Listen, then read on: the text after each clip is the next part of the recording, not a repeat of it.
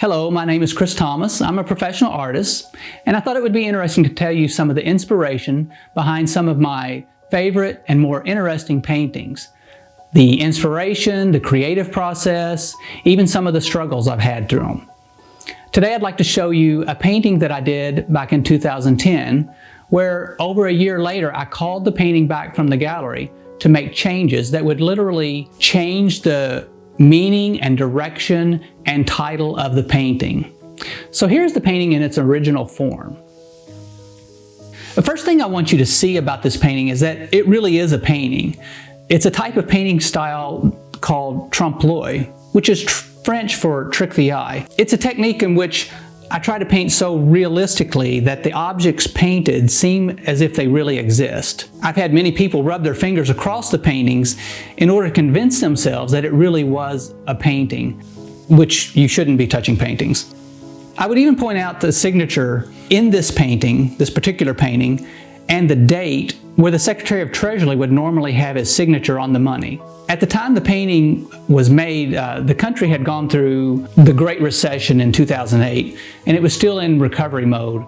And things just seemed to be going really slowly and downward, especially in the art world at the time. And so, of course, money is a focus of a recession. And I had painted a few trompe-l'oeil paintings in the past that had gotten a lot of attention and been received with a lot of success. So the idea was to arrange some money on a cardboard surface. And cardboard to me seemed to represent leftovers, scrap material, something that maybe a homeless person might utilize in some way. And it seemed to go along with the idea of a recession or down times. I combined all these elements and came up with the title called Recession.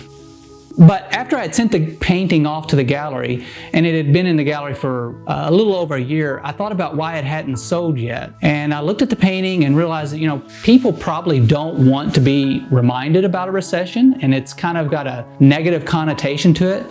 So as I looked at the painting, I thought of a way to fairly easily change something which would turn the whole message and meaning around. So I called the gallery owner and had him send the painting back to me, telling I was going to make some changes to it.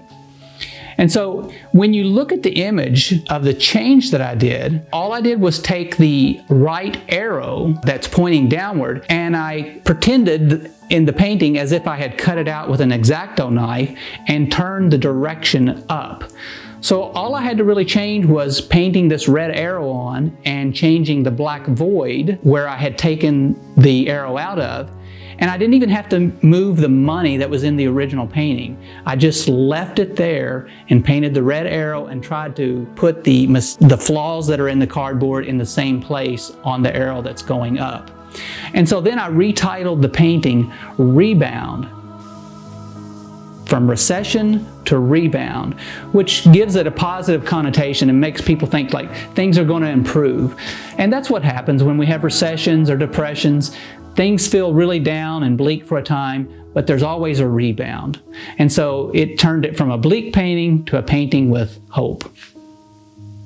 So I know that we're going through difficult times in America and even across the world as we go through this health crisis and the economic downturn.